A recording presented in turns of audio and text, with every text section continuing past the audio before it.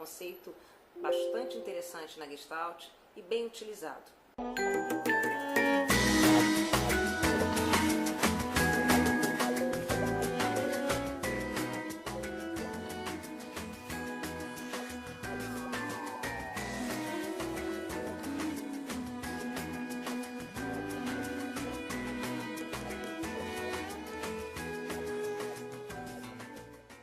Ajustamento criativo.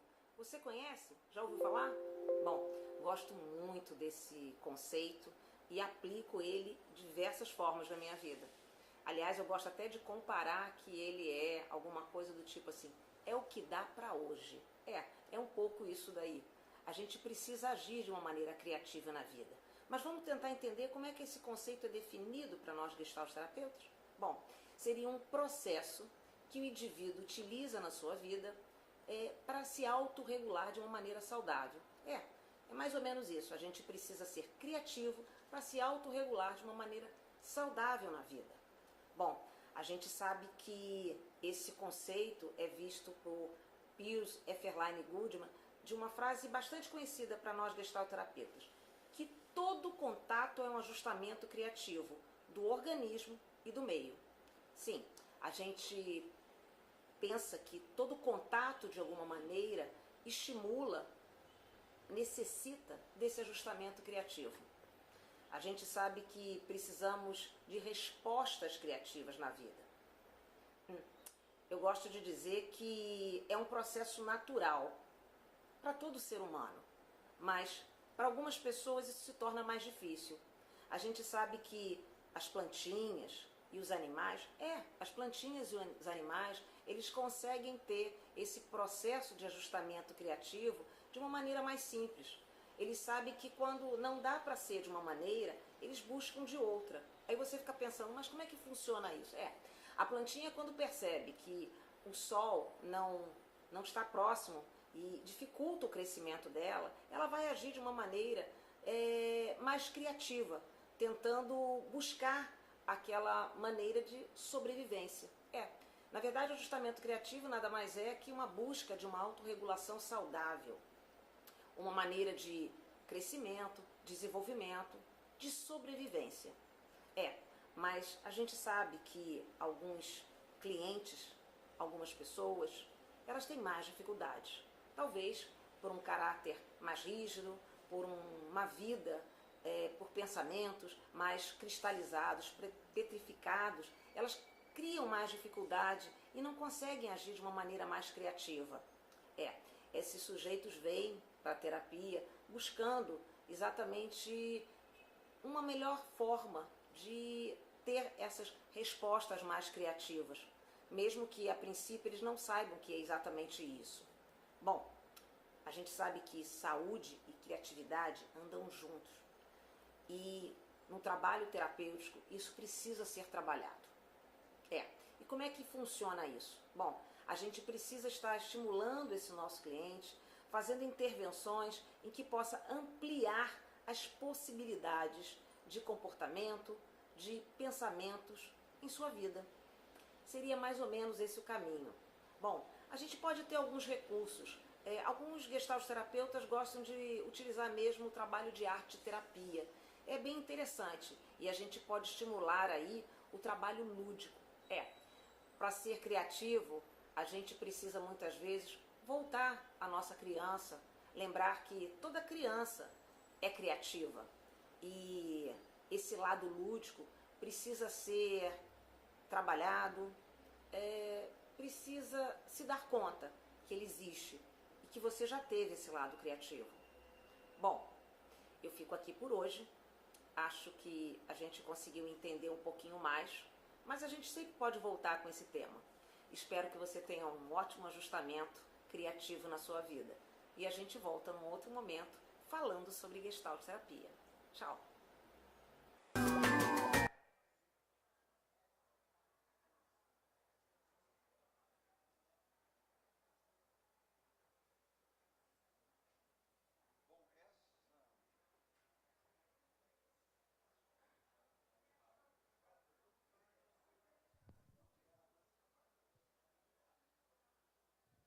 Essa é a minha formação, é a formação que eu faço em gestalterapia, né?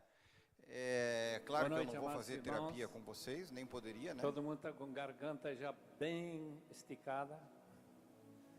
Agora esticam seus ouvidos. Queremos abrir a palavra de Deus. Não está fora do contexto. Ah, é que rodou o outro. Coloca só a tela. Não está fora do contexto, né? Mas não é a ideia. Daqui a pouco eu passo a sacolinha.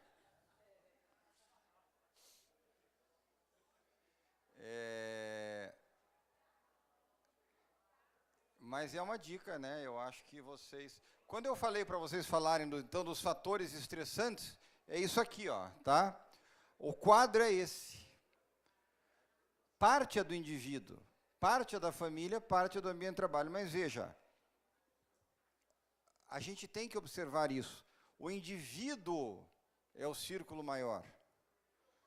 Quando o Rogers fala, por exemplo, na terapia centrada na pessoa, o que você tem para trabalhar é você. Muitas vezes você não consegue mudar aquilo, mudar aquela... Você só muda as coisas através da sua pessoa. E como é que a gente, às vezes, está lidando com isso? Será que a gente consegue estar no lugar onde a gente está? A Gestalt fala muito isso. Se perceber, estar como eu estou. Se você se perceber antes de uma audiência, é interessante. Como eu estou me sentindo? Eu estou bem? Eu estou agitado? Eu estou com fome? Eu não estou com vontade de estar aqui? E como é difícil hoje a gente estar nos lugares, né?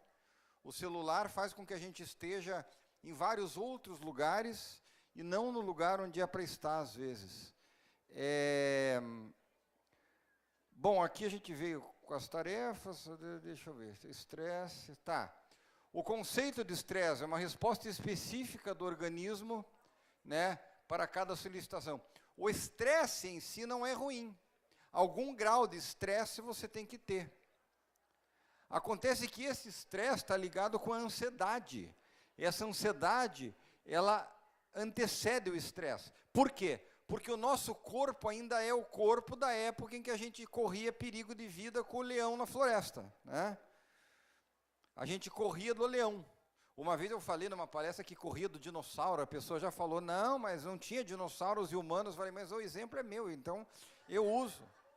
É dinossauro, sim, vamos correr do dinossauro. Mas o ser humano, ele é programado para ter uma resposta de luta ou fuga. Se eu estou correndo um risco de vida, ou eu luto ou eu fujo. E é claro que esse sistema todo, ele precisa estar ligado para que eu lute ou fuja. Eu preciso ficar com o coração acelerado, com a respiração ofegante, o sangue bombando a todo, né, a todo vapor, os pensamentos girando.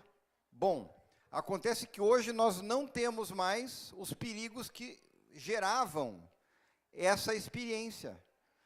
Só que nós temos trânsito, nós temos notícias, violência urbana, e isso tudo nos traz a ideia de luta ou fuga. E a reação corporal é exatamente a mesma, o nosso corpo continua reagindo desta forma. Então eu vejo uma notícia de violência no jornal, e isso me gera comportamento de luta ou fuga.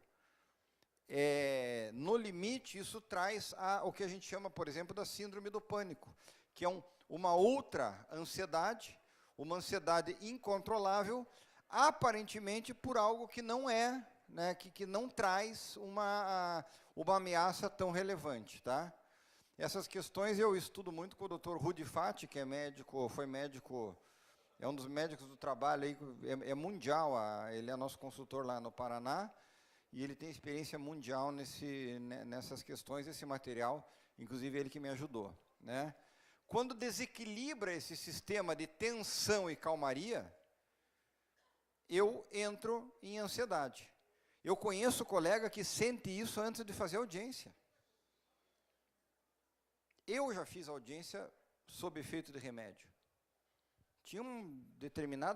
teve determinados momentos da minha carreira de magistrado em que eu tomei o remédio porque eu sabia que se eu não fosse medicado para a audiência, eu ia explodir naquilo ali, porque eu sabia que seria uma audiência extremamente tensa, já era com pessoas, com advogados que eu já tinha tido experiências ruins, então eu meio que tomava uma medicação. Não estou mandando ninguém tomar remédio, eu estou dizendo que foi uma forma que eu lidei, né, com a minha resposta, né? E talvez eu que fizesse a questão, talvez eu que fizesse uma situação, mas enfim, foi a forma que eu lidei.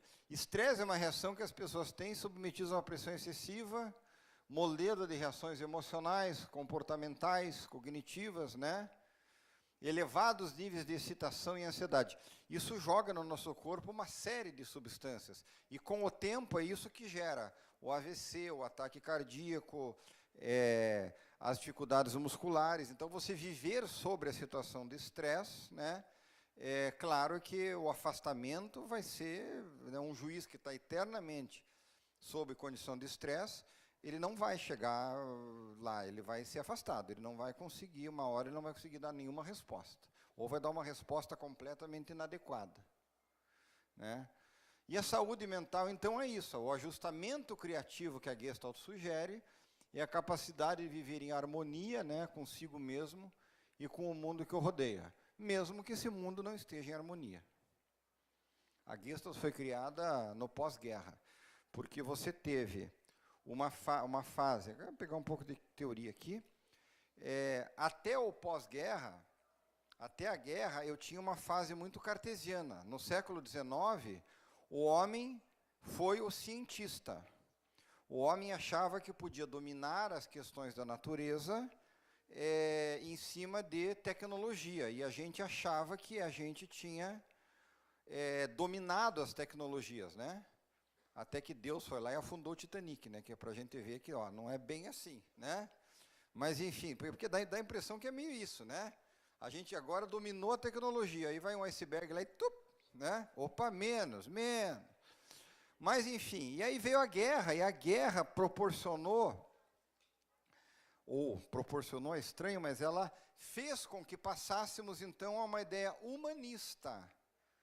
Tanto que as declarações de direitos do homem e o conceito de dignidade da pessoa humana foi cunhado nesta fase do pós-guerra. Isso afetou também a psicologia e a saúde mental, na medida em que deslocou-se a questão do homem simplesmente como um objeto de estudo ou como um objeto de medicação, mas sim como objeto de trabalho ou como uma pessoa digna que precisa ser curada. E curar, na origem da palavra, é cuidar. Cura é cuidado. Cuidar do homem, cuidar da pessoa humana. Eu tenho aqui um pedacinho que eu gostaria de... Não sou muito de ler, mas eu acho que é um pedacinho interessante aqui. Essa palavra, então, cuidado, ela vem de cura, né, do latim mais antigo. E a questão do humanismo...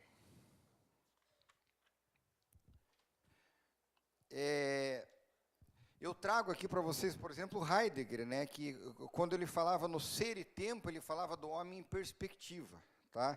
A Gestalt é muito fundada nessa ideia do Heidegger, do ser. Então, aí o ser, ele podia se deparar com 3 perspectivas. Veja se a gente não se identifica. O ser lançado é aquele que se depara com limitações às quais ele não escolheu. Ele não escolheu e ele é jogado em um mundo anterior à sua existência. Isso aqui me lembrou o juiz quando entra na carreira, né? A gente entra ali naquilo, colocado naquele mundo, né? Esse modo de ser no mundo, né, refere-se àquelas características que lhe foram dadas no início da vida, né? Mas também tem o homem decaído, é aquele que se encontra no estado de existência inautêntica, caracterizado pela banalidade do cotidiano e pela superficialidade. E aí que ele experimenta um vazio existencial. É aquele homem que segue simplesmente o script, parece que aquela vida dele vai, né? Isso me lembra muito o trabalhador da linha de produção. A vida você é colocado na vida, né, colocado naquele sistema, mas aquilo não tem nenhum significado. É esse vazio existencial que traz o que a gente chama de sintoma, porque para Gestalt, a doença é um sintoma de algo que está desequilibrado naquele organismo. A Gestalt não usa, embora eu vou falar aqui, mas daí eu não estou usando só Gestalt, mas eu falo de depressão, eu falo de estresse, de ansiedade, mas a Gestalt não pensa isso como um rótulo. Você não é o depressivo. Você está com algo que se convencionou chamar de depressão. Me chama a atenção que a depressão, até nesse estudo da psicodinâmica, eles se referem também a um artigo que eu escrevi já em 2011, na Folha de São Paulo, mas me chama a atenção a ideia de que a palavra depressão está muito ligada à magistratura. Quando se fala em magistratura, quando se fala em doença mental na magistratura, pode pesquisar aí, fala-se em depressão. E eu confesso a vocês que eu não sei se é isso. Eu não sei se é depressão. Eu não sei se estamos depressivos. Não sei se o que o magistrado sente, aquele que está afastado, é a depressão. Por mais que isso tenha um diagnóstico médico. Tá? Nós precisamos ver o que está acontecendo com esse humano que se tornou juiz e está se sentindo daquela forma. Por isso que eu tenho um pouco de receio de rótulo, embora eu vou falar disso, porque eu trabalho isso também.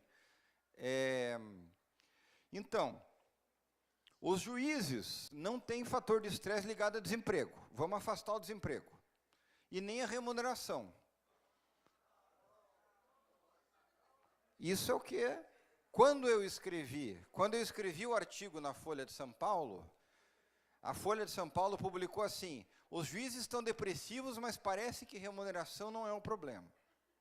Então, assim, vamos colocar o seguinte, olha o item 3 ali, sobre o que vocês falaram. 1, falta de reconhecimento e carreira. Para mim é o principal problema, estava discutindo aqui. A falta de carreira, isso teria que ser o principal problema que a magistratura do trabalho deveria estar trabalhando hoje. Tá? Essa ideia de que eu nunca vou chegar a ter aquele grau de carreira que eu gostaria, é muito angustiante. A angústia da decisão. A angústia da decisão. É extremamente complexo. Isso não está escrito, isso não aparece. Né? Você não fazer a clivagem, você levar isso para casa, não aparece. Descontrole financeiro. Nós não somos orientados sobre finanças, a gente estuda direito. Ah, gente, tudo bem. Ah, mas eu acho que podia ganhar mais. Nossa, eu também adoraria. Só que tem colega que entra na magistratura, compra carro de 300 mil e bota 5 mil de condomínio. Claro, não tem 2 filhos em colégio particular, né? Então, assim, padrão de juiz. Você está seguindo que padrão de vida? Descobrir-se sem vocação. Isso é terrível também. Quando você descobre que não era bem aquilo, e quem sai? Porque se você trabalha numa empresa como, sei lá, arquiteto, você pode elaborar um ajustamento para estudar medicina, psicologia. Eu conheço, eu tenho uma minha cunhada, era fonoaudióloga, hoje ela trabalha com hotéis. Eu conheço uma advogada que foi ser guia turístico, estão super felizes. E se eu descobrir que eu quero ser guia turístico? Eu não saio. Se você descobrir que você quer, teu negócio é levar grupo de criança para Disney, não é ser juiz. E se você descobrir isso faltando 30 anos para se aposentar?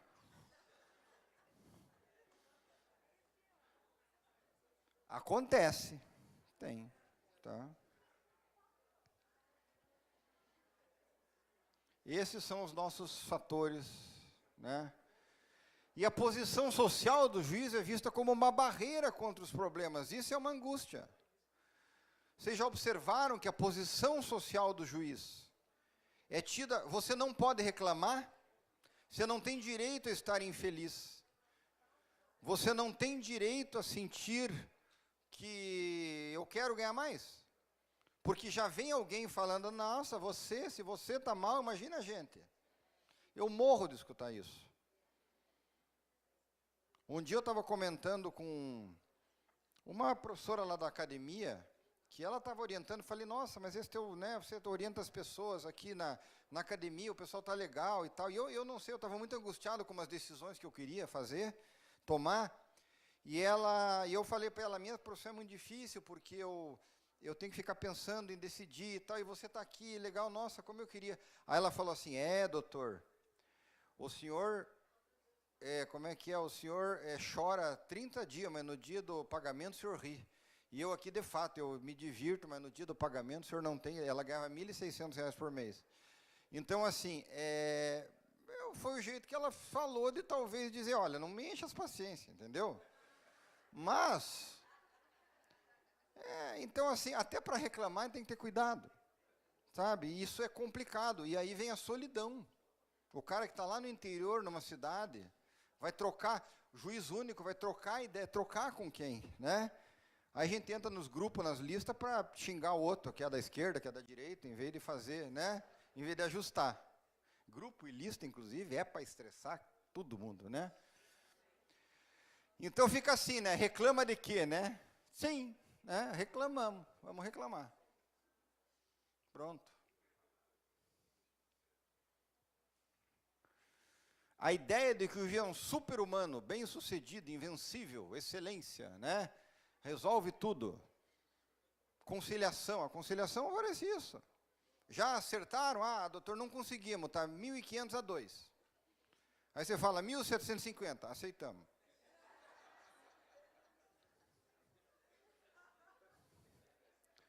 Mas está ali, é o juiz que falou. Quantas vezes o advogado, doutor, eu já disse para ele que o acordo é bom, mas ele quer ouvir do senhor. Olha a tua postura, olha a tua posição. É muito, entendeu? Tem esse peso social. E isso vem para nós. Homenagem a Vossa Excelência, né? Você não, depois que você entra na carreira, a gente tem colega, e tem que tomar muito cuidado com isso, tem colega que incorpora, e tem colega que acredita nesse negócio. Tem gente que acredita e começa a achar mesmo que é bom, que ele é tudo aquilo. Espera aposentar para ver. Espera sair da comarca para ver. Então, assim, gente, não incorpora esse negócio, isso é estressante. Eu sou o juiz.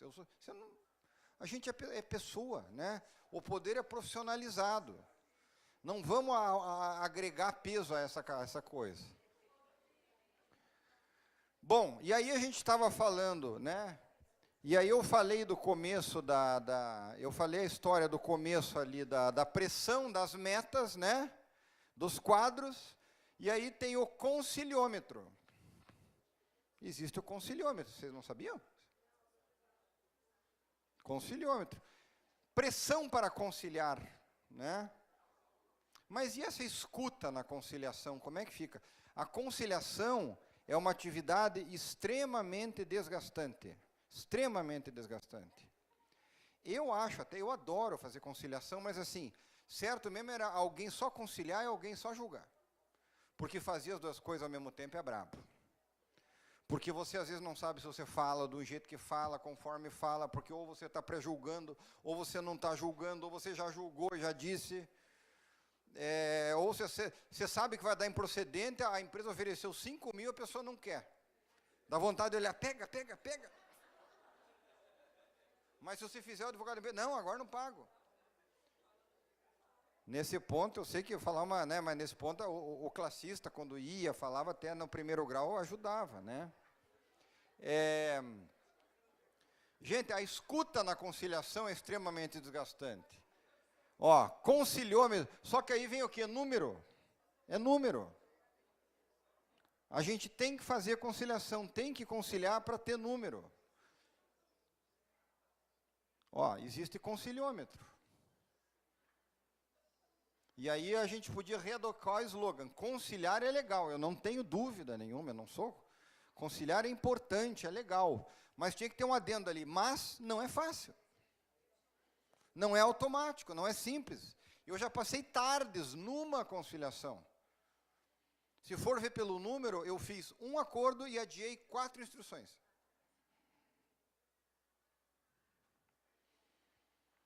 Essa pressão é um tipo de assédio? Porque não depende... Veja, é quando você não tem os meios necessários para cumprir aquela estatística que te é imposta. Existem, pelo menos no Paraná, assim, existe região, lá em Araucária eu tinha isso, a Petrobras não conciliava, pelo menos não fazia, a Petrobras não fazia acordo. 70% era Petrobras, Bradesco. Se você tem 70% da vara, uma empresa que não pode ou não quer conciliar, a tua estatística não vai para frente. E quando é um determinado escritório, seja de reclamante ou de reclamado, que tem 80% dos processos da vara, e a política dele é não fazer acordo. E aí você fica se estressando. Então, assim, não depende de você. A conciliação é importante. A palavra do juiz ajuda muito, mas nem todos os fatores. E nós sabemos, os grandes devedores, as grandes empresas que trazem mais ações, muitas vezes são as que no primeiro grau, você fala, a empresa não faz acordo no primeiro grau. Então, aí o juiz do primeiro grau, né? São aquelas instruções longas, enfim. Então, aí esses fatores, né, para nós. Transporte, segurança, violência, esses são os gerais, né? No trabalho também, ó. Engraçado que meta difícil está no trabalho também, né? Treinamento inadequado, objetivos não claros. Indefinição de futuro. Nós vivemos isso hoje, né? Vão acabar com esse trabalho. Todo mundo, todo dia alguém me fala, vão acabar com esse trabalho. Eu falo, não tem problema, eu vou abrir um bar. Pronto. Ah, cansei. A pessoa quer que eu faça o quê? Sai, pule pela janela da vara? Vão acabar, o senhor vai ficar sem salário. Aí eu vejo o que eu faço. Você quer, né? Da lista de agentes estressantes, quais se aplicariam, então, à magistratura? Fizeram o trabalhinho aí, né? Estatística, isso aqui daí o que a gente, né? Estatística, isso eu fiz uma pesquisa minha aí com os colegas lá do Paraná, mas é necessidade de equilibrar quantidade e qualidade. Será que a gente também não é muito exigente com a gente mesmo? Eu quero fazer uma sentença com 10 páginas, 30 acordos, 5 fundamentação, eu não tenho bem certeza, não sei se aquela, e fiquei em dúvida, enfim. Só que às vezes a gente não consegue. Eu conversei com um colega uma vez que ele falou assim, Luciano, eu não consigo começar a sentença enquanto eu não ler o processo inteirinho. Eu já sou mais agitado, eu já começo fazendo. Tem gente que, mas é que é da pessoa, é do ser. Tem a pessoa que tem que ler inteirinho. Essa pessoa é mais lenta. E isso tem que ser entendido, né? Pode inclusive ser que a pessoa faça um trabalho muito melhor. O desembargador faz acordos maravilhosos, faz decisões paradigmáticas, mas tem 300 processos no gabinete. Então, essa dificuldade de equilibrar quantidade e qualidade é que nos cria a angústia, né? Cobrança para o resultado exclusivamente em número. Não existe uma ideia, não tem para quem eu explicar, olha, esta sentença eu precisaria de 1 ano para fazer. É uma ação coletiva que deve ser incentivada aí. Olha, eu tenho uma ação muito complexa. Para quem que eu peço autorização para ficar 1 ano para fazer ela? Ou dizer para alguém, olha, eu não sei o que decidir, né? Eu não sei o que decidir, eu preciso de tempo para pensar, eu estou em dúvida. Grande número de audiências, o magistrado do trabalho, isso é a angústia eterna nossa. O magistrado do trabalho, ele tem muita audiência, está o tempo inteiro em contato, né? Isso exige, sim, ajustamentos, sabe? Eu acho que fazer audiência todo dia mata o indivíduo, sabe? A audiência todo dia, trabalhista, é um fator de estresse extremo, né? Falta de vocação, estabelecimento de padrão de vida muito alto. Eu me preocupo um pouco com isso, inclusive com jovens que entram na magistratura aos 28, 30 anos, e estabelecem um padrão de vida lá na estratosfera. Gente, né, e daí depois vai casar, vai ter filho e vai perceber que a coisa vai ficando complicada. Então, padrão de vida, sabe, é coisa que às vezes te estressa também. Que aí você tem que manter aquilo, né? As longas sessões nos tribunais com centenas de processos, desgastes dos debates nas turmas, né? A gente no primeiro grau faz e pronto, né? O desembargador falou muito isso. Ele não, ele faz, tem que explicar, tem que convencer, tem que fazer um trabalho. Então, isso também tem esse desgaste, né? Sistema PJE, ansiedade com notícia da X-Trabalho, a impotência da execução frustrada, né? A nossa grande angústia, a impotência quando o executado não paga, né? É um problema típico nosso, né? Comparações injustas. Eu acho que teria que ter algum critério diferente de comparação, porque a vara tal fez muita conciliação, isso que eu falei. Mas se você tem uma empresa que não concilia, você tem que estar fora da competição, né? Você não compete, porque você tem que competir entre iguais, senão você não consegue fazer, tá? Ataque da mídia diário e a segurança pessoal nos fóruns, isso também, né? Questão de segurança. Ó, eu tanto me preocupei com essa coisa da carreira, que o envelhecer na carreira, esse fenômeno da carreira, né? Teremos volantes com mais de 60 anos? O número de afastamento vai ser grande, já vou avisando.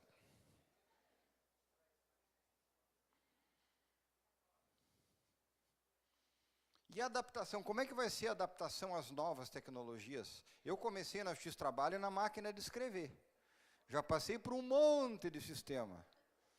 Ainda estou conseguindo, né? Embora, né? Só que é natural a gente não conseguir ir se adaptando. O dia que esse negócio, sabe? Conforme o sistema, vai chegar uma hora que a gente fica obsoleto, porque... Então, é claro que uma pessoa mais velha tem mais dificuldade de se adaptar às novas tecnologias, né? Choque de geração. Aí você pega um advogado de 25 anos, primeira audiência dele, daquela que você já julgou 356 mil vezes. Mas ele, para ele, é o princípio, é o dia na corte. E ele veio lá para, né, fazer a... Isso é difícil. Choque de geração é difícil. Tanto para ele como para nós, né? E o choque de geração interna também é difícil. Ah, esses guri que entram agora na magistratura, né? Opa, mas os velhinhos lá não querem, entendeu? Nós estamos internamente discutindo isso. Vai ter uma maior probabilidade de afastamento, e é óbvio que tem que ser repensado o nível de produção. Eu, quando entrei na carreira, com 35 anos de idade, nossa, vassourinha estava varrendo, que era uma maravilha. E fazia, e passava a noite fazendo sentença, estava me achando. Final de semana, estava ótimo. 40, 45. Se eu passar uma noite trabalhando agora, eu não consigo fazer. Você não vai conseguir. E aí as costas doem para se adaptar na cadeira, né? A cabeça dói, precisei pôr óculos. Então, será que eu tenho que... a minha estatística tem que ser igual à estatística do cara que entrou agora? E se ele continuar no mesmo tipo, que o ideal é, né, eu consegui, o ideal é que a pessoa seja já titular ou já seja desembargador. Mas o volante com 60 anos, o substituto, nós vamos ter problema. A reforma trabalhista, redução de ações implicará redução de estresse? Não acredito. Primeiro que nós temos outras questões, aí a pessoa vai se estressar porque vai achar que está com pouca coisa e que não está conseguindo fazer a função social dela. Os tribunais vão ter aumento de demanda, já estão tendo, por causa da quantidade de decisões de primeiro grau, né? Nova adaptação, nós temos que nos adaptar a 289 artigos novos, né? Oi? É isso, né? Mudança de paradigma, né? Mudou tudo, né? A gente, às vezes, se vê na situação do advogado na audiência dizer para a gente agora, olha, isso aqui mudou. Aliás, isso aí é uma coisa importante, viu, gente? Relaxem na audiência no sentido de que você não tem que saber tudo. Às vezes fica todo mundo me olhando ali, discute, debate, ficam me olhando e falando, não sei o que vocês estão olhando, eu também não sei o que fazer. Por que eu tenho que saber tudo? A lei mudou, são 200 anos. Agora que você não precisa saber mesmo. Entendeu? Salvo engano, não tenho certeza. Nossa, isso é uma bênção. Tira o peso. E essas angústias acerca do futuro das relações de trabalho, não é nem da justiça do trabalho. A gente se preocupa porque a gente está vendo o mundo do trabalho mudar e a gente se preocupa com filhos, com netos, enfim.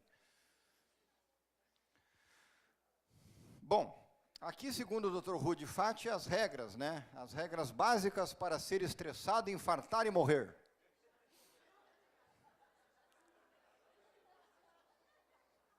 A gente ensina, né?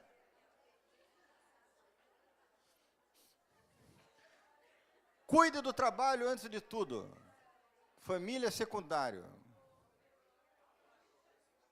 Trabalhe sábado o dia inteiro e, se puder, domingo. Se não der para ficar no escritório, leve para casa. Isso aí é antigo, né? Agora, se você quiser, você trabalha o dia inteiro. O PJE está lá. Você não sai do escritório. Diga sempre sim a tudo que solicitarem. Olha que bonito isso aqui para nós, ó. Procure fazer parte de todas as comissões, comitês, diretoria. A pessoa já está até aqui, vai ser diretor da Matra. Aí o colega fala, não, mas é facinho. É diretor cultural, você não precisa fazer nada. Não acredito. Eu fui diretor 6 anos, não acreditem que é.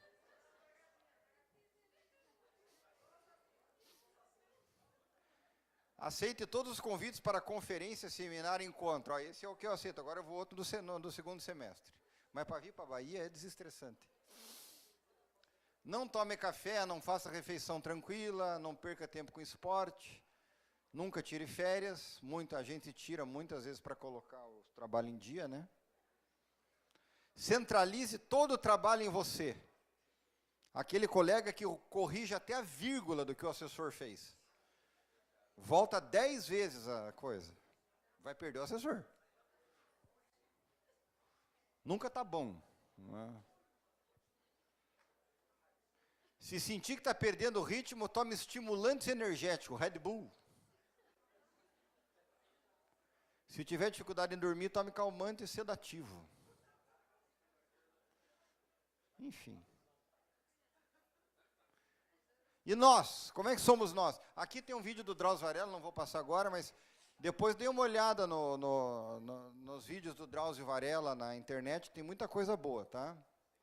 E o que a gente faz, né? Nós, como é que funciona isso? Nós, eu tô junto, tá? Eu não sou, tá igual, aqui, estamos juntos, não canso de fazer. Não almoça, não vai ao banheiro para fazer audiência. A gente não vai ao banheiro e tem colega que a gente não deixa assistente essa audiência ao banheiro. Cuidado. A gente está condenando as empresas porque não deixa ir ao banheiro. E a assistência da audiência está lá, né?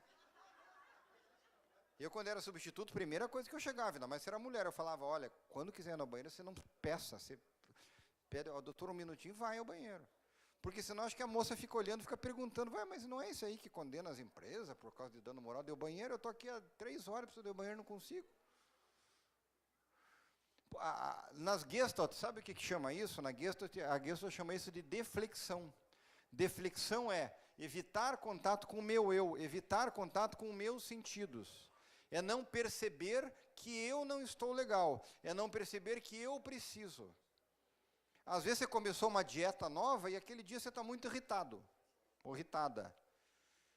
E não se percebe, daí vai brigar com o advogado por causa do teu. Então, perceber-se, estar no aqui agora, como é que eu estou? Estou legal, eu estou com fome, com sede, eu sinto sede, sabe? Eu não fui no banheiro, não fui comer, não almocei, daí eu estou estressado na audiência da tarde. Não vou estar bem, entendeu? Não ter tempo para fazer um esporte, que está sempre com o trabalho acumulado. Ouvir a família com a cabeça nas partes ou no processo de manhã. Quem que nunca fez isso? Quem que nunca fez isso? Você já, e aquele advogado, e daí já tem amanhã, e daí você já fica com aquele... A gente não consegue fazer a clivagem, né? E tem uma coisa pior, gente, isso depende da gente. A gente reclama que está assoberbado, faz audiência, cheio de audiência, termina a sentença, tem um tempo para a gente. Sabe o que a gente faz? Vai para a lista da Ana Matra. porque o Bolsonaro... Vai pro grupo lá. Porque esses comunistas não podem... Eu entendo. Tem uns colegas que a gente pega, os zap, a lista, tem o colega, um é da esquerda faz 30 anos, outro é da direita faz 30 anos, ele acha que vai convencer o outro alguma coisa. Aí tem que botar para tucanar, né? Para virar, enfim, para quê? Para quê? Isso chama projeção. Na Gestalt, isso chama projeção. Você confunde você com o exterior. E na nossa vida, a gente acaba vivendo... Você se transforma num guerreiro, né? Eu não sou uma pessoa, né? Eu sou o guerreiro na luta pela melhoria dos direitos sociais. E como o negócio está brabo para esse lado aí você se exacerba mais ainda. E eu vou fazer alguma coisa. O que eu quero? O que eu posso fazer? Eu vou mandar um zap. Né? Aí vem um colega e diz que ele concorda com aquilo que você discorda. E aí? Porque aí encontra o outro, né? Querer sozinho resolver todos os problemas da humanidade. Vai dar. Ansiedade, então é isso, né? Diante de um risco, o cérebro dispara esse alarme, que pode ser real ou imaginário, né? Vem esse aperto no peito e o desconforto físico. É um senso de urgência exacerbado. Senso de urgência. A nossa profissão também, como a gente é muito cobrado, a gente está sempre com esse senso de urgência, parece que sempre tem que fazer alguma coisa, sempre algo tem que ser. E quanto maior a cobrança, mais o senso de urgência vai exacerbando. Claro que uma hora isso vai terminar como burnout, não tem jeito, né? Você começa a ter aquele desconforto físico. Porque na empresa privada, o que acontece? Eles mandam o cara embora, né? O cara estoura, tudo, a gente sabe disso, infelizmente é assim. Ou afasta de vez ou manda embora. Ou a pessoa sai no gerenciamento por estresse, não aguenta. A gente não sai. A gente fica tentando, porque eu sou forte, eu sou juiz, né? Eu tenho que fazer, eu sou a excelência, e vamos lá. Quando você vê, meu amigo, como é que é a nossa mente ansiosa, né? A audiência no dia seguinte, com o advogado, que eu sei que é complicado, já fico ansioso hoje. O que ele está fazendo aqui? Por que eu deixei ele entrar aqui? Aquele advogado está na audiência, ele não está aqui. Mas eu coloco ele aqui já. Fui designado para uma vara, disseram que é ruim. O que mais tem na nossa carreira é isso, disseram que é ruim. Disseram que lá não é legal. E boato, então? Boato é nossa. Disseram que vai acabar o vale-refeição amanhã. Amanhã o Supremo vai julgar não sei o quê e a gente vai ser prejudicado. A gente vive com história, né? E ainda tem coisas que tem o caráter até de crueldade. O negócio do auxílio moradia foi assim, né? Veio, quando ia perder, veio um negocinho lá, ficou mais um tempo, né? Aí colega rezando, outro, né? E fitinha do Senhor do Bonfim. Aí segura até o último minuto, e a imprensa batendo, e a gente ali. Então é isso, né? Notícias agora, essa questão da aposentadoria, né? Tem colegas que falam que são tranquilos, que são legais, mas essa questão da aposentadoria está mexendo muito, principalmente com as colegas, com as mulheres, né, que serão mais prejudicadas, aparentemente. Quer dizer, a pessoa está para se aposentar daqui a 3, 4 anos, vê que vai ganhar 10, 12. Isso é um fator brutal de estresse, mas veja, a emenda é colocada e a gente já fica, né, aquele sistema límbico da gente já está... O hábito de estar sempre assoberbado, né? E eu não sei, às vezes eu tenho a sensação também que tem colega que ele tem que falar que está assoberbado, mesmo que ele não esteja. Tem que estar assoberbado. Eu estou cheio de coisa, eu estou assoberbado, eu tenho que fazer, eu tenho que ir, eu não posso, entendeu? Então, porque a gente tem um hábito, todo juiz tem que estar assoberbado. Imagina que eu vou falar que eu estou tranquilo hoje, me mandam sentença. Quando eu era substituto, eu peguei. Uma vez me chamaram para fazer audiência sexta-feira. Deu meu amigo do Cruzeiro e falou, também você deixa o celular ligado na sexta?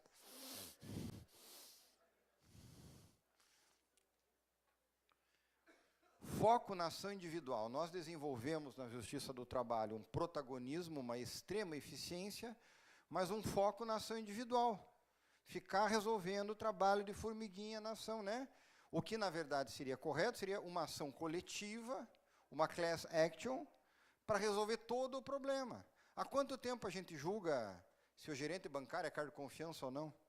Eu acho que eu já fiz umas, sei lá, 3.000 instruções dessa brincadeira.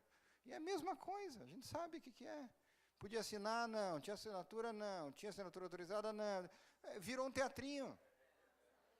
Isso é muito cansativo, discutir a mesma coisa. E a gente fica se perguntando, por que não resolveu? Pois é, que tinha uma época em que daí vivia do conflito, ficava bom para todo mundo, né?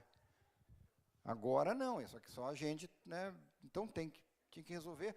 Só que eu tenho a impressão que agora com a reforma, talvez a gente possa pensar no foco da ação coletiva, que inclusive é uma maneira de escapar da questão dos honorários e tal, e de valorizar o sindicato, né? E essa comparação com os colegas, que é o panóptico de Foucault que eu falei. Você está feliz, você vai lá na estatística para ver se o outro colega, aquele que você gosta, está bem, ou aquele que você não gosta. Ah, ele tá atrasado.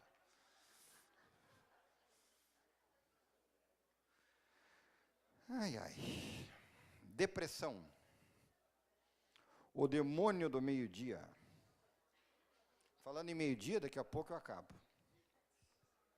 É porque o horário de almoço e reunião com o corregedor depois é estressante. É porque puseram depois, não puseram? Vocês vão almoçar, então eu vou dar uma hora de almoço tranquilo, zen. Hã? Foi.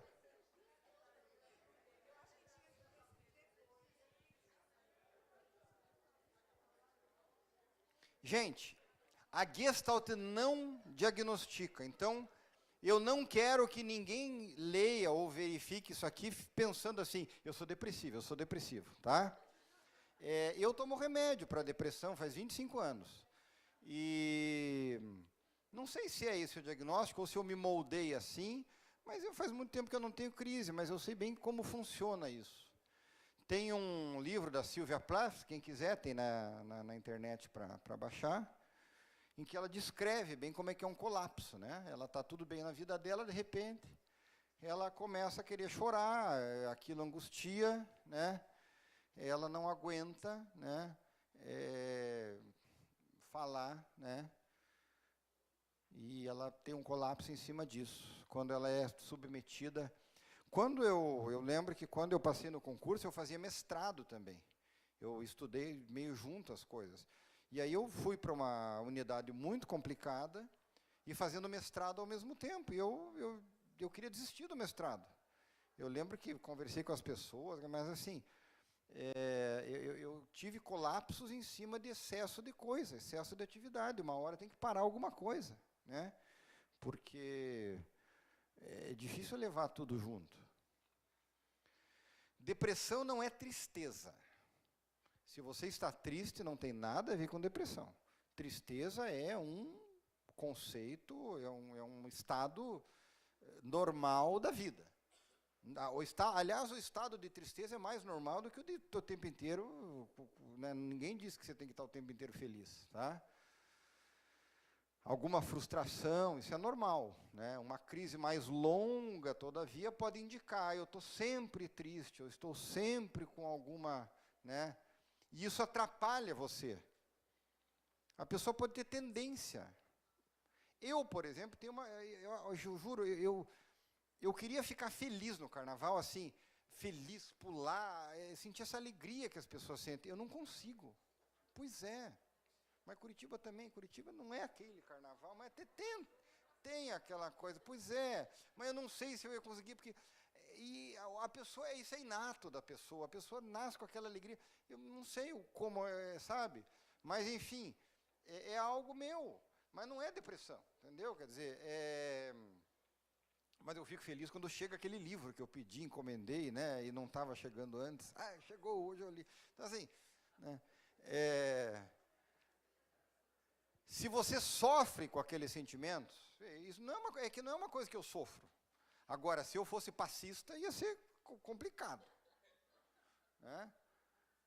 Mas eu não sofro.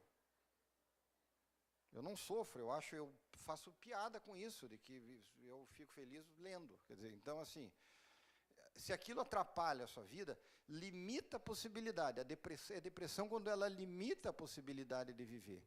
O Andrew Solomon, que é o livro que eu indico, chama O Demônio do Meio-Dia, ele tem uma frase muito bonita: a depressão é a imperfeição do amor. E o Freud dizia que quem sabe amar e trabalhar é uma pessoa que tem saúde, né? Solidão interna. Ela destrói não só a conexão com os outros, mas a capacidade de estar em paz consigo mesmo. Esse livro é maravilhoso, é um petardo, assim. O livro tem que... Novamente, ela pode estar associada a um fato real, mas pode não se relacionar com nada. Eu conheci uma pessoa que entrou no estado depressivo porque o médico falou que ia levar o exame para biópsia. E o médico não se deu conta, mas é algo absolutamente normal. Você vai num dermatologista, você tem uma coisa diferente, ele tira e fala, vou levar para biópsia. Levar para biópsia é normal. A pessoa associou a coisa e ela entrou em depressão porque tinha câncer. Mas não tinha. Só que ela fez uma tal ideia com aquela expectativa daquele exame, né, que a origem é multifatorial, né, tem inúmeros componentes internos, externos. Agora, existe alguém predisposto a... Isso também eu peguei muito do meu estudo para os julgamentos do dia a dia, né, para quando a gente julga a pessoa com depressão.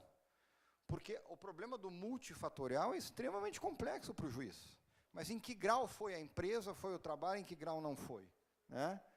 Existem pessoas predispostas. Os estudos são absolutamente inconclusivos. Existe uma química, mas existem pessoas que não têm a química e também deprimem.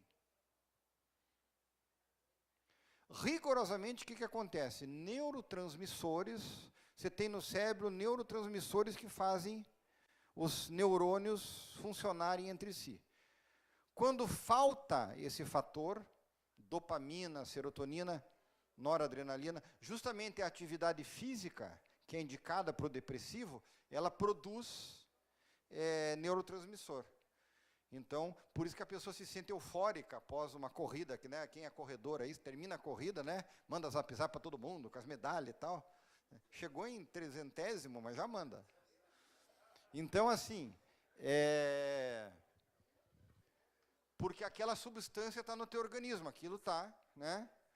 Então, se você não tem essa substância, ou se você se tem uma recaptação excessiva disso, você fica com um nível baixo de serotonina. Ah, então daí eu estou depressivo? Não. Você pode viver com nível baixo de serotonina. O problema é quando você, com o nível baixo de serotonina, encontra uma situação que vai te expor ao risco de deprimir. E aí a magistratura é um prato enorme para isso. Aí é um prato enorme. Porque aí na magistratura, se você tem esta dificuldade, você vai encontrar N situações, até nos autos e olhando os processos. Eu lembro quando a gente recebeu do Civil na competência trabalhista para acidente, né? Começou a cair processo com aquela monte de foto de acidente, aquele monte de problema, aquela angústia. Então, assim, isso é um fator. A magistratura tem um nexo causal, digamos assim, para que a pessoa que tem essa tendência ou que tem essa questão, ela fique mais exposta e, sim, ela deprime, né? Isso tem solução, né?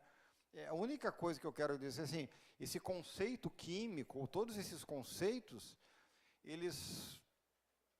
o que se percebe é que eles podem estar distantes da experiência de cada um. Então, o Solomon fala assim, nenhuma depressão é igual a outra. Ah, eu estou com depressão, eu também. Não é a mesma coisa. Então, dizer que Os magistrados têm depressão? Temos muito afastamento por depressão? Quais são as depressões? Quem são? Tá? E tem aqui o que a gente chama de bipolaridade, né? O depressivo, quando ele sai da crise, ele pode perder o equilíbrio também e ficar muito eufórico. Quando a gente chama fulano é bipolar, é isso. Um dos efeitos da depressão é essa bipolaridade, essa questão escondida. E aqui, inclusive, tem uma questão que se chama de atuação, né? Ansiedade, a pessoa vai fazer coisas. Eu estou deprimido porque eu estou deprimido, e o trabalho está me estressando, aí eu entro em férias. Eu vou, agora é minha vez, agora eu entrei em férias, aí eu vou gastar 50 conto no exterior, vou para Disney, vou fazer festa, faço um monte de coisa, aí volta, aí no último dia de férias, amanhã tem audiência, foi. E daí é o preconceito, e daí vai ter gente que vai dizer, o doutor fulano só está bem nas férias. É isso, ó, tá? Você não trabalhou aquela questão, e veja, e a pessoa, agora, quando a pessoa está com depressão brava mesmo, não adianta férias, é o que a gente chama de terapia geográfica.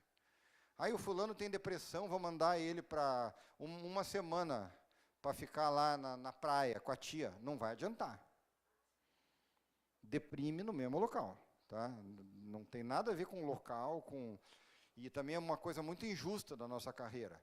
Não é porque você tem um cargo com status e com salário bom comparado com a realidade brasileira que você não vai ter depressão. Isso é absurdo, né? O cérebro faz essa montanha-russa. Aqui ele fala, né, que o depressivo não consegue, quer dizer, essas coisas, falar para a pessoa, vai, você autoajuda, você consegue, você quer, você pode, né? Tente, seja proativo, não adianta. O depressivo não consegue fazer isso. Isso que o pessoal tem que entender. Não vai, né? E confunde-se muito com a falta de vontade. Isso é um outro problema da nossa profissão. Aliás, é um problema geral, é uma questão, até a mídia muitas vezes coloca, o personagem fulano não quer ir trabalhar, finge que está com depressão. Isso é péssimo, né? Isso é péssimo. A ideia de que a depressão, que a doença, a depressão, é um subterfúgio ou uma falta de vontade de trabalhar. E isso, inclusive, vem, às vezes, interno, isso vem de dentro. O colega deprimiu, então é porque ele não quer trabalhar, entendeu? Isso é muito crítico da nossa profissão e da nossa situação na Justiça do Trabalho, né?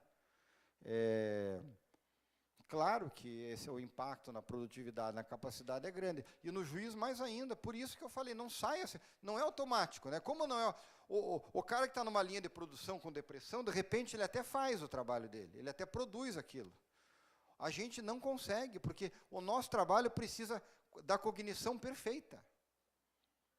O nosso trabalho precisamos estar, e aqui a importância da Gestalt.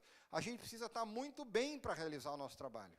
Você tem que estar legal, bem alimentado, não pode estar com sede, não pode estar com dor, tem que estar bem com você mesmo, senão vai influenciar. Vai influenciar, tá?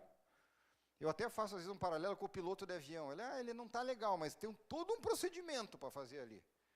Você segue o procedimento. A gente não tem um procedimento automático, né?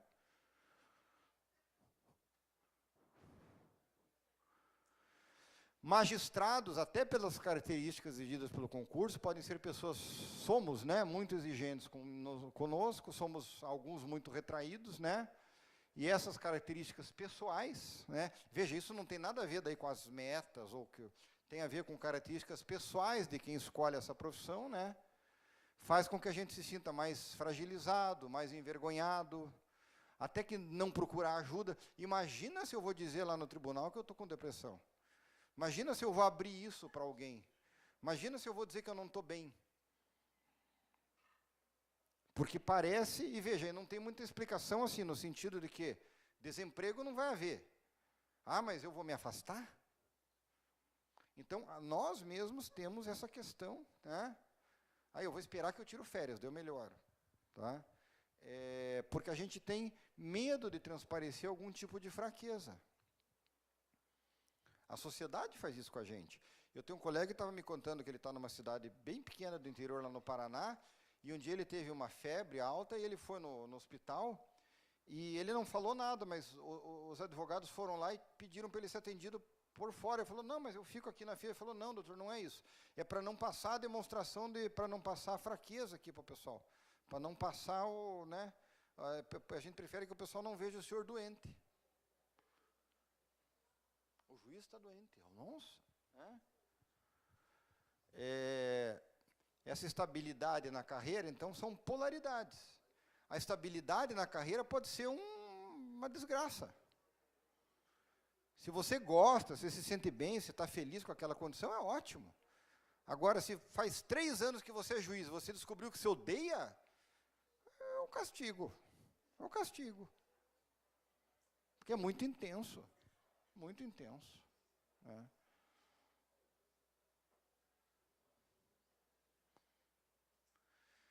Magistratura é uma profissão com nexo para a depressão? Sim. Juízes são pessoas com tal de predisposição? É possível. Né? Só que eu gostaria que a gente não ficasse aqui. Eu falei disso porque é a palavra que se usa, é o que tem. Só gostaria que lembrassem de não ficar nesse diagnóstico, de não ficar nesse rótulo, né? E de lembrar daquela história do homem como uma totalidade, não só não ser o depressivo. Você não é o que tem depressão. Você é a totalidade, né? Porque se você diagnostica, criança com criança funciona assim mesmo. Os pais com, sei lá, tem umas modas, né? Agora está na moda o tal do TDAH, autista, não sei o quê, diabetes. A criança tem diabetes. Nossa, muda tudo, muda o mundo. Você tem diabetes, você é a da diabetes. Não pode ir para a escola porque tem diabetes, não pode comer isso porque tem diabetes. Não dá para rotular a criança. Porque isso não é ela, a doença não é a pessoa. Né? Então, a pessoa pode fazer tanto, ou ela é uma pessoa, tanto quanto outra. Se você fica o tempo inteiro, você é assim, eu não posso porque eu sou assim. Aí você rotula e aquela pessoa vai ser aquela, e ela assume aquele rótulo, aquele diagnóstico. Né?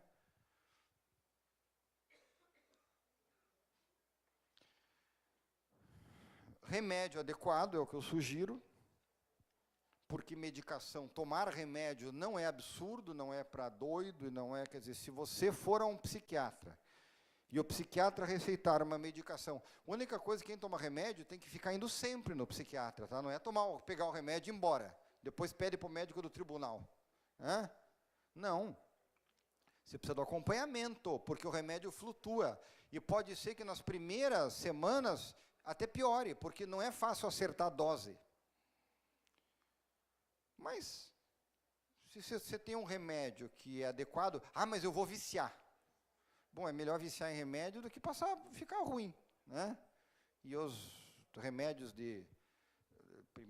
esses aí, os mais modernos, têm toda essa prevenção, e o psiquiatra observa isso. Né? E o psicólogo, eu falei que aquele número de magistrados que procura psicólogo é pequeno. Gente, psicólogo não é uma exclusividade de louco. Né? Psicólogo não é para quem é doido. Terapia é uma forma de existir, é que nem uma academia, um pilates. É uma forma de você lidar com as tuas coisas. De você lidar com esse dia a dia pesadíssimo. Se te ajuda, faça. Eu acho que os tribunais deviam pagar terapia para todo mundo. Você paga pelo tribunal, você vai fazer. Todo juiz tem que acompanhamento. Né? Exercício físico, a espiritualidade é extremamente importante para quem, né, tem esse lado. Tem um hobby, tem uma coisa, fora da magistratura, esquece. Né? Fazer alguma coisa que não seja reforma trabalhista, honorário, resolver problema de trabalho. Discutir política, pelo amor. Música e relativize, né? Porque pense se o problema é do tamanho que você faz ou você potencializa ele, tá? Enfim, passa o último vídeo ali para mim. Você passa aquele último vídeo ali para mim?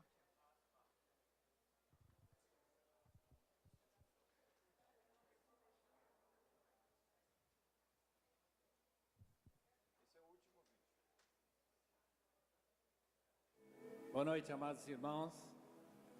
Todo mundo está com garganta já bem esticada. Agora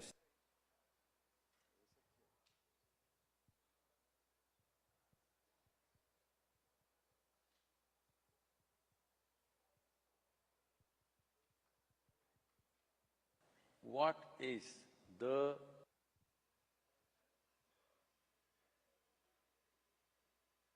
most important thing in your life right now? You're alive right now, isn't it? Sadhguru, that's okay, Sadhguru, but I have a bundle of 1,000 rupees, Sadhguru, but I don't know where to go.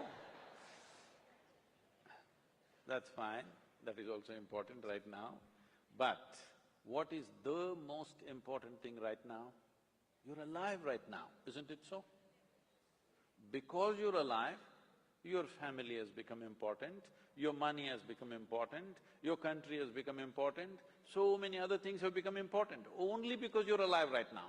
And this is the most important thing, that you're alive right now is the most important thing in your life right now.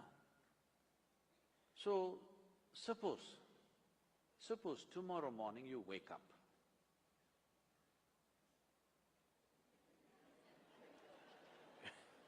You know, every day nearly 250,000 people die on the planet, natural death. 250,000 people die, but you did not. Tomorrow morning you woke up, check, am I alive? If you're alive, will you give yourself one big smile? If you're alive, if you're not, I'll excuse you. Will you give yourself one big smile if you're alive? And if 250,000 people died, at least 2 to 3 million people lost somebody who's dear to them. So you check those 3-4 people who are very important in your life, all of them are alive today. One more big smile, then you check time, it's 11:30. You're still alive. Don't think this is a joke. What is ticking off here is not the clock, it's your life. It is not the clock ticking away. It is your life ticking away. And it is 12 o'clock, you're still alive. You must promise me this. Every time you check time, you must give yourself a smile if you're still alive. If you're dead, you're pardoned. But so many people are walking on the street as if they're practicing their posture for their grave. Don't worry, it'll come naturally, please. Death is super efficient, it doesn't need practice. When it happens, boom, 100%. Nobody ever died inefficiently. People live inefficiently, but nobody died inefficiently. So will you promise me this, every time you check the watch, you must give yourself a smile. Still on, still on. Gente, obrigado, é isso, valeu. A Escola Judicial cumprimenta as aniversariantes do dia, doutora Tânia Magnani e doutora Gisele.